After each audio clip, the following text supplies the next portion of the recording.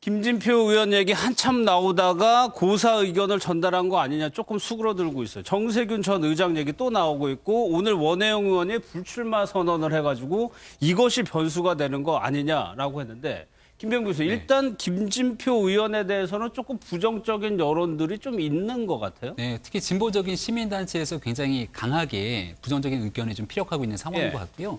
김진표 의원 같은 경우는 지난번 민주당 전당대회도 출마했을 때 대통령의 마음은 사실 김진표 의원에게 있는 것 아니냐라고 얘기했지만 이 당내에서 적극적인 지지층들 입장에서는 또 김진표 의원에게 크게 마음을 가지 않는 상황인 것 같기도 합니다. 그러니까 전통적으로 경제관료 출신이거든요. 그러다 보니까 시장 경제를 좀 중시하고 있는 입장, 굉장히 좀 보수적인 인사로도 알려져 있기도 하고요. 근데 사실 과거에 있었던 YS 정부에서의 금융실명제가 있었던 대한민국의 대대적인 개혁 과정 속에 김진표 의원이 있기도 했습니다. 근데 이것도 시민단체가 바라보기에는 거기에서 뭔가 또 모종의 문제가 있는 거 아니냐라고 시비를 걸고 있는 상황이기도 한데요. 이렇게 격렬하게 내부의 지지층들이 요동하고 반발이 거센 상황이라면 대통령이 김진표 의원을 총리로 앉혀서 경제를 좀 다독이고 끌고 갈 수 있는 안정적인 카드임에도 불구하고 섣불리 지지층들의 동요 때문에 결국은 그 카드를 접는 것 아니냐라는 얘기가 나오고 있는 것 같고요. 지금 현재 언론에서 나오고 있는 얘기 중에 하나는 그 김진표 의원이 고사했다라고 하는 보도가 나오는 것 아니냐. 하지만 여전히 입장은 좀 엇갈리고 있습니다. 계속 요동을 치고 있는 상황이라 어제 저녁에 제가 한 인사를 만났을 때는 다시 돌고 돌아 김진표로 가는 것 아니냐라는 얘기 또 들었거든요. 근데 지금 현재로서는 아직까지 최종적으로 확정된 상황이 아니기 때문에 이런 설들이 난무하고 있는 것 같고요. 근데 지금 유력한 주자로 떠오른다라고 하는 정세균 전 의장 같은 경우는 아무래도 입법부의 수장이 국회의장을 지내고 다시 행정부의 총리로 간다는 것에 대해서 과연 어떠한 명분을 가질 수 있을까에 대한 고민들이 있기 때문에 최종적으로 청와대의 발표가 있기 전까지는 계속 좀 돌고 도는 상황들이 아직은 이어지고 있는 것 같다는 생각입니다. 정세균 의장 같은 경우는 이제 말씀하신 게 입법부의 수장이 서열로 따지면 2위인데 국무총리는 더 낫단 말이에요. 사실 뭐 그런 게 뭐 크게 글쎄 아무튼 그 부분을 정세균 의장은 얘기하고 있는 것 같아요. 그 부분이 좀 고민스럽다. 상권 분립 입장에서 어떻게 보면 이제 의회와 청와대가 이제 동등하게 이렇게 상권을 분립해서 가지고 있는데 의회 수장이 이제 청와대의 그 행정부 밑으로 들어간다. 이제 이런 부분이 이제 그렇게 딱히 썩 좋아 보이지는 않는 그런 모양새의 얘기는 합니다. 근데 이제 김진표 의원 같은 경우에는 지금 현재 오히려 김무성 의원이 괜찮은 사람이다.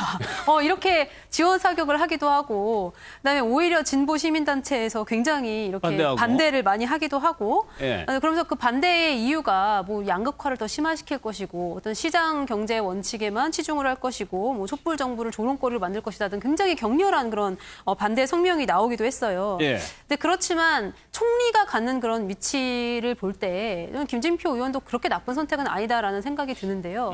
왜냐면은 여야가 지금 굉장히 극한 대립에서 치닫고 있는 와중에 그 총리직을 맡는 사람이라도 어떤 보수 진영과 잘 이야기를 할 수 있는 사람이라면 어쨌든 이런 전국을 풀어가는 데에는 조금 도움이 되지 않을까라는 생각이 들어서 단순히 약간 성향이 의심된다라는 문제로 격렬하게 반대하는 것은 저는 조금 잘못되었다고 보고요. 대통령이 만약에 김진표 의원을 끝까지 밀어붙인다고 하면 뭐 진보 진영에서도 결국에는 지지하게 돼야 하지 않을까라는 생각을 해봅니다. 알겠습니다. 김의견 전 대변인이 입당 신청을 했다고 가지고 좀 화제입니다. 영상을 좀 먼저 보도록 하겠습니다. 향후 제 진로에 대해서 지금 말씀드리기가 좀 이르다고 생각합니다. 제가 진매각을 밝히면서 사회적으로 이제 첫 발걸음을 내딛었는데 다음 어디로 갈지 무엇을 할 수 있을지 참으로 좀 캄캄하고 두려운 심정입니다. 그러나 유용한 곳에 제가 쓰임새가 있기를 바라는 마음은 간절한 게 또 사실입니다. 복당 신청을 한 거였군요. 이게 사실 이 흑석동 집을 매각한다고 했을 때 다들 뭐 예상을 했던 바이긴 한데 당시에는 얘기를 하지 않았어요. 원래 정치를 하는 분들이 저런 멘트를 자주 쓰나요? 그래서 김의겸 대변인 같은 경우 언론인 출신이고 사실 딱 정치인이냐 이렇게 물어봤을 때는 아직은 뭐 그렇게 뭐 경륜 있는 정치인 이렇게 표현하기 좀 어려운데 상당히 정치인처럼 얘기를 하시더라고요. 그리고 이제 대변인직을 내려놨을 때도 다들 여의도에서는 그런 얘기가 회자가 됐었죠. 뭐 군산 출마 이런 얘기가 나왔었고요. 그랬는데 이번에 흑석동 논란이 많았던 흑석동 주택을 매각하고 차익을 또 기부하고 예. 뭐 이런 그 얘기가 있었고요.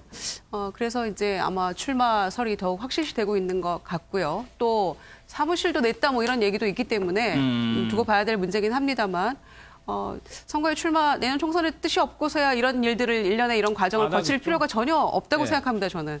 그런데 꿈이 있구나, 역시 그 계획대로 되고 하고 있구나, 뭐 이런 생각이 들긴 하는데요. 예. 복당 신청이라는 거는 과거에 당원이었다는 얘기죠. 얘기이기 때문에 이제 탈당하고 다시 복당을 하는 것인데 기자 시절에 열린우리당 시절에 뭐 그 약간 당원을 잠깐 하다가 다시 탈당했다는 얘기가 있어요. 그게 뭐 법적으로 문제되는 건 아니기 때문에 뭐 복당을 또 해야 경선하게 되면 경선도 하는 것이고 총선의 뜻이 있다면 뭐 그런 과정의 뭐 일부라고 생각하기 때문에 뭐 크게 뭐 복당 뭐 이런 건 문제는 없다고 생각합니다. 예. 다만 이제 그동안 그렇다고 해서 이런 논란이 됐던 것들을 그렇게 잠재울 수 있을 것인가. 그리고 예.